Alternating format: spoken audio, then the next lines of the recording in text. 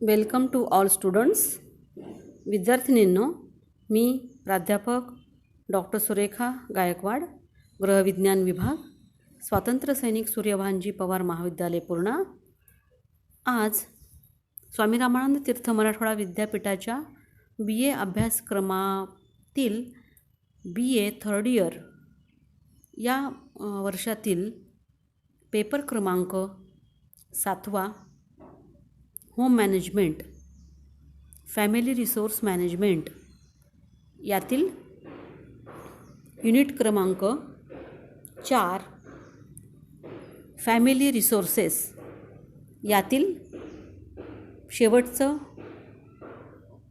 शेवटचा मुद्दा ध्येय, मूल्य आणि स्तर याचा मानवी जीवनामध्ये काय अर्थ आहे, याचे प्रकार कोणते आहेत, त्याचबरोबर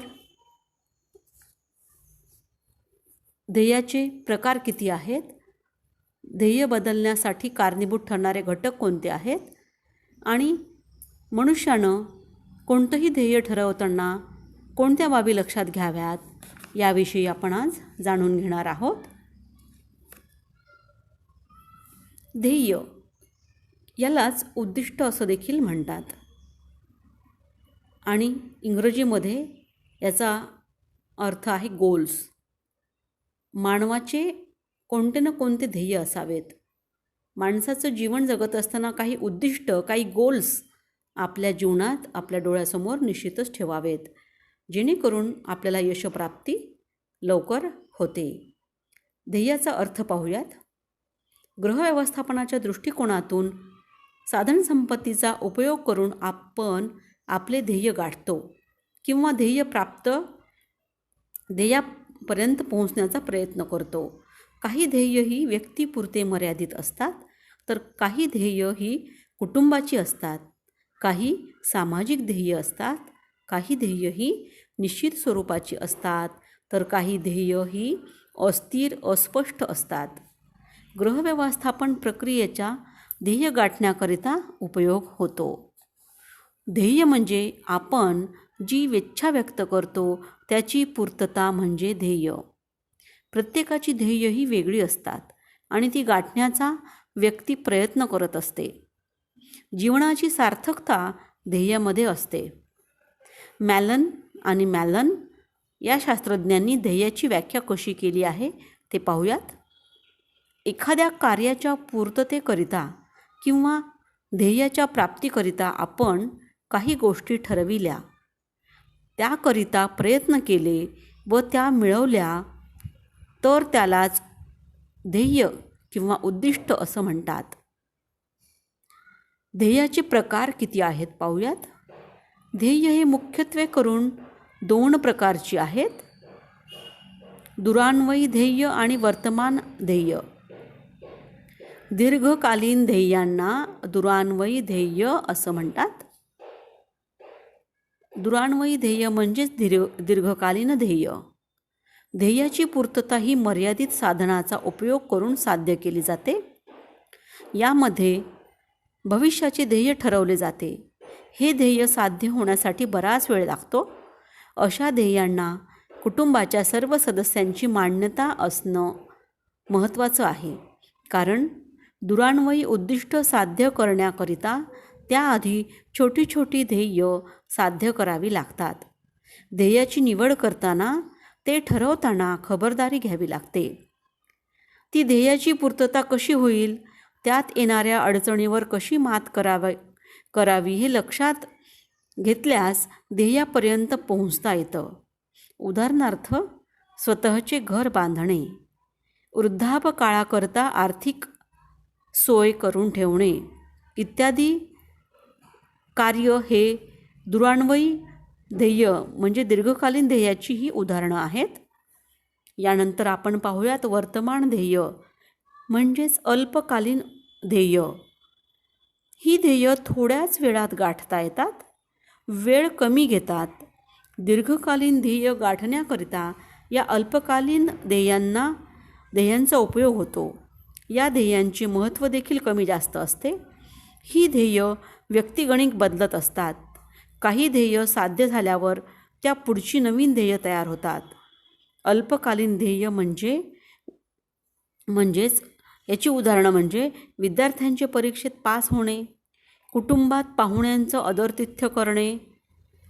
एकूणच जीवनाच्या कोणत्याही अवस्थेमध्ये उद्दिष्ट नसले तर जीवन निरर्थक वाटेल. उद्दिष्टांमुळे अचूक निर्णय घेतले जातात. ध्येय निर्मिती ही एक अखंड चालू राहणारी प्रक्रिया आहे. यामध्ये ध्येय बदलतात. ध्येयापर्यंत पोहोचण्याचा मार्ग बदलतो, पण ध्येयाची पूर्तता होते. एकंदर कौटुंबिक ध्येय अनेक प्रकारची असतात आणि ती साधनसंपत्तीचा उपयोग करून पूर्ण केली जातात. ध्येय बदलण्यासाठी कारणीभूत ठरणारे घटक कोणते आहेत हे पाहूयात. व्यक्ती एखादे ध्येय ठरवते, ते स्वतःकरता असो की कुटुंबाकरता असो. ठरवलेले ध्येय गाठणे महत्त्वाचे असते, परंतु कधीकधी हे ध्येय बदलते. या बदलासाठी काही घटक कारणीभूत ठरतात. उदाहरणार्थ, अनपेक्षित अडचणी येतात, कधी संधीचा अभाव असतो, कधी अनुभव नसल्यामुळे देखील ध्येय बदलावी लागतात. अनपेक्षित अडचणी कोणत्या स्वरूपाच्या येतात पाहूयात. ध्येय गाठण्याकरता बरेचदा काही साधनसंपत्ती कमी पडते. उदाहरणार्थ, एखाद्या ध्येयाच्या पूर्ततेकरता पैसा हा जास्त लागत असेल, आपण तेवढी सोय करू शकत नाही असे जेव्हा वाटत असेल, तेव्हा उद्दिष्ट किंवा ध्येय बदललं जातं, किंवा त्या विशिष्ट स्टेजपर्यंत ते ध्येय आपण थांबवू शकतो. म्हणजेच आपल्याला येणाऱ्या अनपेक्षित अडचणी, उदाहरणार्थ घराचं बांधकाम आहे आणि बांधकाम करत असताना आपलं नियोजित बजेट, अंदाजपत्रक संपलेलं असतं. मग अशा वेळी आपण ठरवलेलं खूप मोठं बांधकाम काढलेलं असतं, त्याला पैसा खूप लागत असतो आणि तेवढी तरतूद होत नसेल. अशा वेळी आपण जास्त अडचणीत न येता आपलं ध्येय थोडं बदलून लगेचच आपण अनपेक्षित अडचण लक्षात घेऊन आपलं ध्येय आपण थोडंसं तुर्तास थांबवावं. म्हणजे आहे त्या स्टेजला आपण जर थांबवलं आणि जेव्हा पैसे हाती येतील तेव्हा दुसऱ्या टप्प्यामध्ये जर ह्या काही गोष्टी पूर्ण केल्या तर निश्चितच आपल्याला त्याचा फायदा होतो आणि आलेल्या अडचणीवर आपण मात करू शकतो आणि येणाऱ्या चिंता, काळज्या देखील आपण कमी करू शकतो.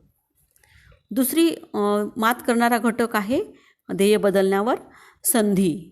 कुटुंबाची एकाच वेळी वेगवेगळी ध्येय असतात, पण बरेचदा एका ध्येयाच्या मागे आपण असतो, पण अशी वेळ येते की दुसरे ध्येय स्वीकारावे लागते. उदाहरणार्थ, स्वतःचे घर घेण्यासाठी पैसे जमवले असतील आणि त्याचवेळी मुलाला शिक्षणासाठी पैसे हवे असतील तर घराऐवजी शिक्षणाला पैसे दिले जातील. म्हणजेच दुसरे ध्येय स्वीकारले जाते किंवा त्याला प्राधान्य दिलं जातं. ध्येय बघून निर्णय घेतला जातो. त्यानंतर तिसरं घटक आहे अनुभव. अनुभवामुळे देखील ध्येय बदलली जाऊ शकतात. ध्येयाची निवड करताना किंवा ठरवताना ध्येय आपण पूर्ण करू शकू असा हा विश्वास असायला पाहिजे आणि अशी खबरदारी घेणे आवश्यक असते. म्हणजेच अनुभवावरून व्यवहार्य ध्येयाचाच विचार केला जातो, जेणेकरून आपण ते पूर्ण करू, त्यातच व्यक्तीला समाधान व आनंद मिळतो. अनुभवानं आपण ध्येय चांगल्या पद्धतीनं प्राप्त करू शकतो किंवा अनुभवाने आपण ध्येय योग्य वेळी बदलून उचित ध्येय आपण गाठू शकतो. आता ध्येय ठरवताना कोणत्या गोष्टी लक्षात घ्याव्यात याविषयी पाहूयात. ध्येय इतके शक्तिशाली असते की एका ध्येयाची पूर्ती झाली की दुसऱ्या ध्येयाची निर्मिती होते. ध्येय निर्मिती ही एक अखंड चालू राहणारी प्रक्रिया आहे. मानसिक समाधानावर ध्येय ठरवताना खबरदारी घ्यावी. काही ध्येय अल्पकालीन असतात तर काही ध्येय हे दीर्घकालीन हे लक्षात घ्यावे. कुटुंबाची ध्येय ही वास्तव असावीत. ध्येय ही कुटुंबागणिक व व्यक्तिगणिक बदलत असतात.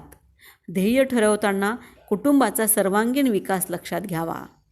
साधनसंपत्ती मर्यादित आहे हे लक्षात घ्यावे आणि यावरूनच आपलं ध्येय निश्चित करावं.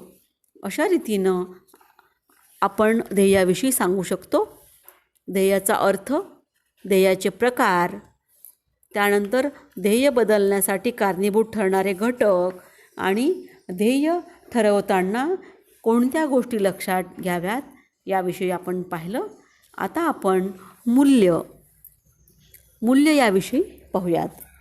तर मानवी जीवनामध्ये मूल्य देखील तेवढंच महत्त्वाचं आहे. मूल्याचा अर्थ काय, मूल्यांच्या व्याख्या कोणत्या, मूल्याच्या प्राप्तीची साधनं कोणती आणि मूल्याची वैशिष्ट्य काय आहेत, मूल्यांचं वर्गीकरण कसं केलेलं आहे याविषयी आपण पाहूयात. कोणत्याही व्यक्तीच्या जीवनात मूल्य, ध्येय, स्तर या 3 प्रमुख गोष्टी कुटुंबासाठी खूप महत्त्वाच्या आहेत. कुटुंबात निर्णय घेत असताना या गोष्टींचा उपयोग केला जातो. कौटुंबिक जीवनात अन्न, वस्त्र, अर्थ अशा सर्व बाबतीतही जे प्रश्न उद्भवतात ते कुटुंबातील व्यक्तीच्या गरजा कशा पुरवाव्यात, कोणत्या बाबींना जास्त महत्त्व द्यावे, आपल्या राहण्याचा स्तर कोणता असावा, हे प्रश्न सोडविण्याकरिता मूल्य, ध्येय, स्तर यांचा आधार मिळतो. मूल्यामुळे जगण्याला अर्थ प्राप्त होतो. कुटुंबातील वातावरणावर मूल्य ठरवली जातात, त्यावरच मूल्य अवलंबून असतात. प्रत्येक कुटुंबाची विशिष्ट ध्येय असते आणि ते प्राप्त करण्याकरता कुटुंबातील व्यक्ती झटत असते. अशा रीतीने प्रत्येक कुटुंबाची विशिष्ट ध्येय असतात, जेणेकरून ध्येय प्राप्त करण्यासाठी प्रत्येकजण काळजी घेत असतो. या कामासाठी एक स्तर ठरवला जातो आणि त्यानुसार काम केलं जातं. प्रत्येक कुटुंबाचा एक स्तर असतो, त्याप्रमाणे त्या कामाकडे बघितले जाते. अशा पद्धतीने कौटुंबिक जीवनाच्या व्यवस्थापनात मूल्य, ध्येय, स्तर या 3 गोष्टी खूप महत्त्वाच्या आहेत. मूल्याविषयी जाणून घेऊयात. मूल्य म्हणजेच व्हॅल्यू. मूल्याचा अर्थ सांगत असताना असं म्हणू आपण, मूल्य म्हणजे आपल्या जीवनाशी निगडीत अशी बाब की ज्यामुळे आपल्या जगण्याला दृष्टिकोन प्राप्त होतो. अनुभवाच्या आधारावर मूल्य ठरवली जातात आणि हे कुटुंबातील वातावरणावर अवलंबून असतं. प्रत्येकाचे मूल्य हे त्याच्या विचारानुसार, परिस्थितीनुसार ठरवले जाते. ज्यामधून त्यांना समाधान मिळतं त्यातून मूल्य ठरविले जातात. उदाहरणार्थ, विद्यार्थ्याचं मूल्य तो अभ्यास करतो आणि त्याचं मूल्य असतं शिक्षण, हे त्याचं मूल्य. गृहिणी घरासाठी कष्ट करते आणि कुटुंबाला सुखी ठेवणं हे तिचं मूल्य असतं. म्हणजेच ज्यापासून समाधान मिळतं, सुख मिळतं, ते त्याचे मूल्य असते. मूल्य ही व्यक्ती आणि वस्तू किंवा परिस्थिती यांच्या परस्पर क्रियांची फलोत्पत्ती आहे. एका व्यक्तीची परिस्थितीनुसार अनेक मूल्य असतात. जीवनात मूल्य बदलत राहतात. कधी शिक्षण, कधी आरोग्य, कधी प्रेम, अशा प्रकारे मूल्यांचे महत्त्व बदलते. मूल्यांची निर्मिती व जोपासना हे प्रत्येक कुटुंबाचे कर्तव्य आहे. आता आपण मूल्यांच्या व्याख्या बघूयात. पारकर यांच्या म्हणण्यानुसार मूल्य हे एक समाधान आहे, इच्छेची पूर्तता आहे. जेव्हा ज्यापासून समाधान मिळतं ते आपले मूल्य आहे. निकेल व डॉर्सी यांच्या मतानुसार मूल्य ही आपल्या रुची व इच्छेपासून निर्माण होतात. व्यक्ती किंवा परिस्थिती यामध्ये जे कार्य घडून येते व त्या कार्यामुळे ज्याची निर्मिती होते त्याला मूल्य असे म्हणतात. काही लेखकांनी सर्वसामान्यपणे आढळणारी मूल्यांची यादी केलेली आहे, ती पाहूयात. कटलर यांनी केलेली यादी आहे. छंद, मैत्री, सोय, आराम, ठिकाण, एकांतता, सौंदर्य, आरोग्य, काटकसर आणि सुरक्षितता ही काही जणांची मूल्य असू शकतात. कटलर यांच्या मते ही मूल्य आहेत. काही व्यक्ती छंद जोपासतात, काही व्यक्ती आपल्या जीवनात मैत्री टिकवण्यास मैत्रीत्वाला, मित्रत्वाला महत्त्व देतात. काही जण सोय म्हणजेच आपली फॅसिलिटी, सोयीसुविधा याला जास्त महत्त्व देतात, मूल्य त्यांचं असतं. काही जण कम्फर्ट म्हणजे आरामदायी जीवन जगण्याला महत्त्व देतात. काही जण ठिकाण, की आपण कुठं राहावं, कुठं शिक्षण घ्यावं, कोणत्या कॉलेजात जावं, कोणत्या गावात शिकावं, कोणता विषय निवडावा, कोणत्या गल्लीत राहावं, कोणत्या शहरात राहावं, ठिकाणाला काही जणं महत्त्व देतात. काही जणांना एकांतता आवडते, एकांतप्रिय असतात. काही जणं प्रायव्हसीला, एकांतता म्हणजेच प्रायव्हसी, काही जणं प्रायव्हसीला महत्त्व देतात. तर काही जणांच्या दृष्टीनं सौंदर्य हे मूल्य जपत असतात. ब्युटी, सौंदर्य जपणं याला महत्त्व देतात. काही जणं हेल्थ, आरोग्य याही त्याचं मूल्य जपतात. काही जणं आयुष्यभर काटकसरी जीवन जगतात आणि काही जणं सुरक्षिततेला महत्त्व देतात. अशा रीतीनं प्रत्येकाची मूल्यही वेगळी असू शकतात, असं कटलर यांनी म्हटलेलं आहे. पार्कर यांनी कोणती मूल्य सांगितलेली आहेत पाहूयात. पार्कर यांच्या मते प्रेम, आरोग्य, आराम, महत्त्वाकांक्षा, ज्ञान आणि हुशारी, तांत्रिक आवड, कार्यक्षमता, खेळ, कला, धर्म ही त्यांनी मूल्य सांगितलेली आहे. म्हणजेच काही जणांच्या बाबतीत लव, हेल्थ, कम्फर्ट, ॲम्बिशियसपणा, नॉलेज, त्यानंतर इंटेलिजन्स, त्यानंतर टेक्नॉलॉजिकल इंटरेस्ट, ॲक्टिव्ह राहणं, कार्यशील राहणं, त्यानंतर प्ले, काही जणं स्किल्स, काही जणं रिलिजन याला महत्त्व ही मूल्य जपताना काही लोक दिसतात. किर्क यांच्यामध्ये सौख्य म्हणजेच हॅपीनेस, आरोग्य, हेल्थ, विश्रांती, रेस्ट, करमणूक, एंटरटेनमेंट, कुटुंबातील सदस्यांची वागणूक म्हणजेच family behavioural pattern, family relations, काही जणं याला महत्त्व देतात. मूल्य ही समजणे कठीण जातात. अवलंबलेला मार्ग, विचार, त्याचबरोबर कर्तव्य या सर्वांचा आधार मूल्य आहे आणि व्यक्तीही आपल्या संस्कृतीकरिता मूल्य जोपासत असते. मूल्य ही परिस्थिती हाताळण्यास मदत करतात. आता बघूयात मूल्यप्राप्तीची साधनं, सोर्सेस ऑफ व्हॅल्यूज. काय सोर्स आहेत? कुटुंब, वातावरण, समूह, शाळा, नातलग, संस्कृती आणि विविध माध्यमं हे सोर्सेस आहेत मूल्यप्राप्तीचे. प्रत्येकाविषयी सविस्तरपणे जाणून घेऊयात. कुटुंब, वेगवेगळ्या प्रकारची मूल्य ही कुटुंबातूनच मिळतात. अनुभवाच्या आधारावरच कुटुंबातील व्यक्ती मूल्य ठरवतात. उदाहरणार्थ प्रेम, जिव्हाळा, कल्पना, सुख, आशा इत्यादी. काही जणांच्या बाबतीत वातावरण देखील हा मूल्यांचा प्राप्तीचा साधन असू शकतो. घरातील वातावरणाप्रमाणेच मूल्य आधारित असतात. वातावरण जसे आहे त्याचप्रमाणे त्या कुटुंबाची मूल्य ठरतात. उदाहरणार्थ बौद्धिक विकास साधायचा असल्यास शिक्षण हे मूल्य राहील. सुखी जीवनाकरता कौटुंबिक सौख्य हे मूल्य राहील. धार्मिक वृत्ती असल्यास धर्म हे मूल्य राहतील. आता समूह हा कसा ठरू शकतो मूल्यप्राप्तीचं साधन पाहूयात. समवयस्क व्यक्तीच्या बरोबर राहिल्यास त्यांच्या आवडीप्रमाणे आपले मूल्य बदलते. कारण मित्रमंडळीबरोबर राहण्यास आवडत असल्याने मूल्यांवर परिणाम होतो. उदाहरणार्थ मित्रमंडळीची खेळाची आवड असेल तर खेळ हे मूल्य होते. मदत करण्याची वृत्ती असल्यास सहकार्याची भावना निर्माण होते. अशा पद्धतीनं मूल्य बदलतात. शाळा, सुरुवातीला मुलांवर कुटुंबातील व्यक्तींच्या मूल्यांचा परिणाम होतो. तीच मूल आत्मसात करतं. तसे शाळेत गेल्यावर देखील तेथील वातावरणामुळे मूल्य आत्मसात होतात. शाळेपुढे भरपूर मोठे मैदान असेल तर मैदानी खेळाची आवड निर्माण होते. हे मूल्य मुलांमध्ये उत्पन्न होते. नातलगाच्या वागण्याचा किंवा त्यांचा सतत संपर्क येत असल्यास त्याचा परिणाम होतो. उदाहरणार्थ प्रेम, सहकार्य, वक्तशीरपणा, स्वच्छता इत्यादी मूल्य ही नातलगांच्यामुळेही प्राप्त होतात आणि मुलांची ही मूल्य होतात किंवा अयोग्य मूल्यांचाही विकास होतो. त्याचबरोबर संस्कृती जपण्यासाठी व्यक्ती काही मूल्यांचा आधार घेते.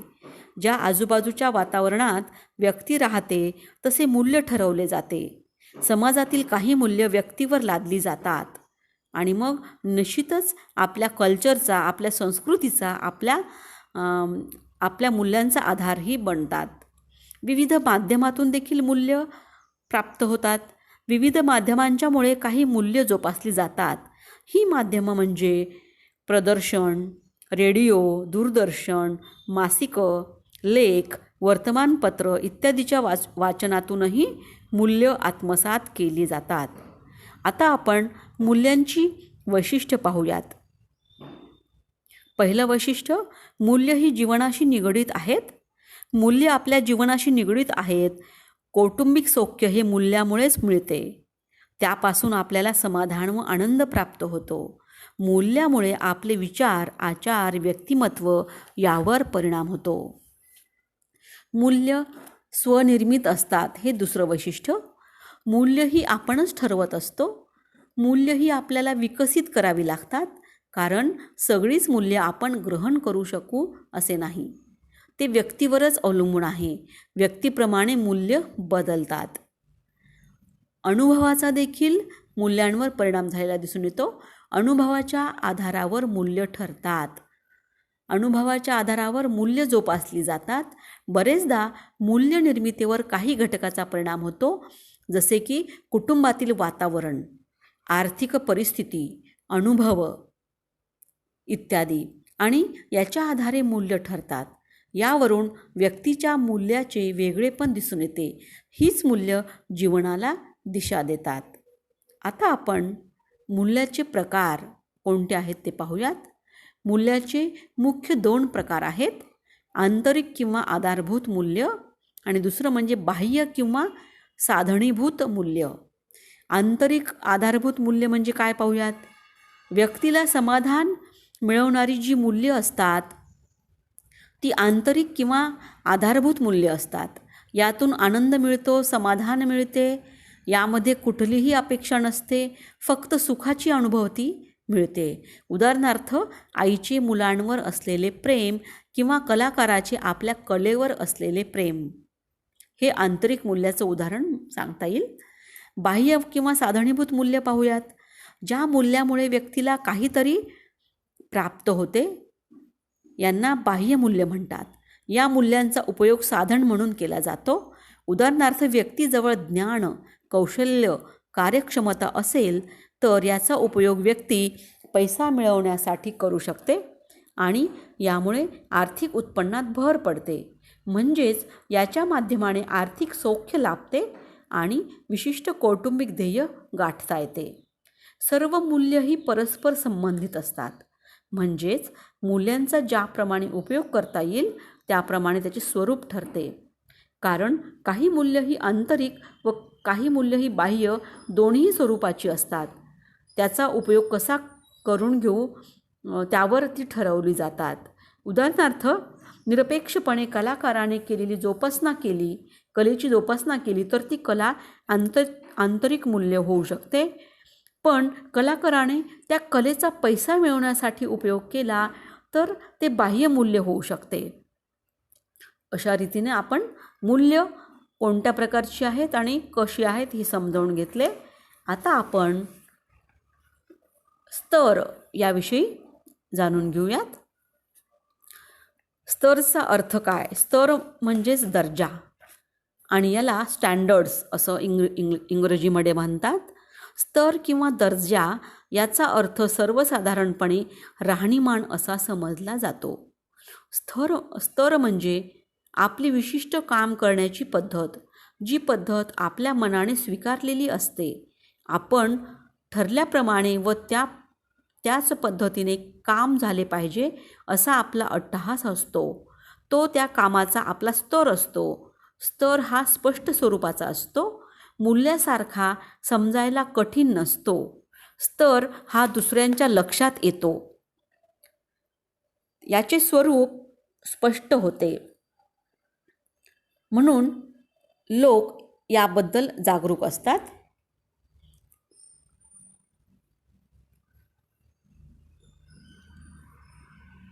आपला स्तर विशिष्ट पद्धतीचाच कसा राहील याकडे लक्ष देतात. एखाद्या व्यक्तीला प्रथम बघताना त्याच्या मूल्य व ध्येयाची कल्पना येत नाही, पण स्तराची कल्पना निश्चितच लवकर येते. लोकांनी आपल्याला मोठे समजावे, मान द्यावा म्हणून व्यक्ती आपला स्तर कायम ठेवण्याची साठी धडपडत असतात. व्यक्तीचे काही मानसिक स्तर असतात तर काही वास्तविक स्तर असतात. उदाहरणार्थ, एखाद्या गृहिणीने मानसिक स्तरामध्ये असे ठरविलेले असते की मुलांना पोषणयुक्त आहार मिळावा, जसा तसा आहार दिल्यास गृहिणीला समाधान मिळते. पण गृहिणींनी पोषणयुक्त आहार द्यायचा ठरवला आणि वास्तवात तसा दिलाच नाही तर मानसिक स्तर व वास्तविक स्तरात तफावत जाणवते. म्हणजेच बाह्य दबावाखाली काही गोष्टी ठरवल्या तर त्या होतीलच असं नाही. यासाठी स्वतःची प्रबळ इच्छा असणं आवश्यक असतं आणि त्यावरून स्तर कायम राहू शकतो. स्तर हा मनाने स्वीकृत केलेला असतो आणि तेव्हाच स्तर कायम ठेवण्याचा सतत प्रयत्न केला जातो. व्यक्तीच्या मनाने स्वीकारलेली पद्धत म्हणजे स्तर होय. स्तराचे प्रकार बघूयात.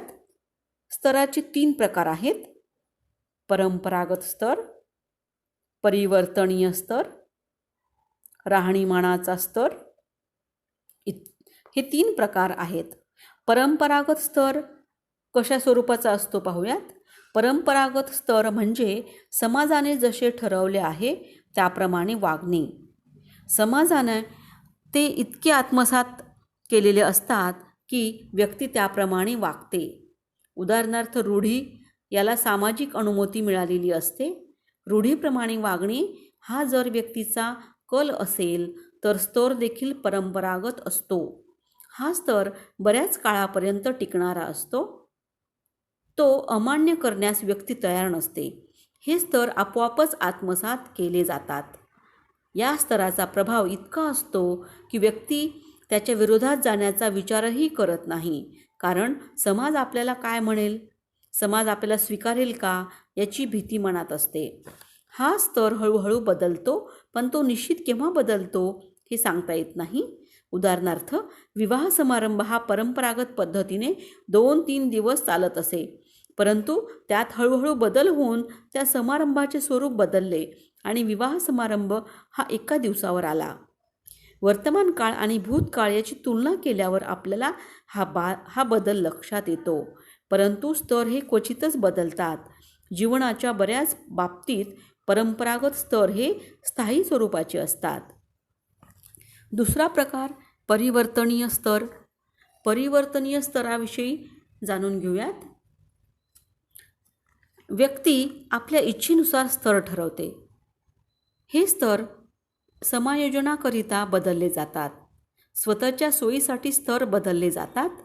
परिवर्तनशील स्तर हा परंपरागत स्तरांपेक्षा वेगळा असू शकतो. परिवर्तनशील स्तर ठरवणे याला कारण म्हणजे आजच्या आधुनिक युगात व्यक्ती स्वातंत्र्यामुळे व्यक्ती आपला स्तर ठरवते आणि त्याप्रमाणे वागते. समाज काय म्हणेल याचा विचार करत नाही.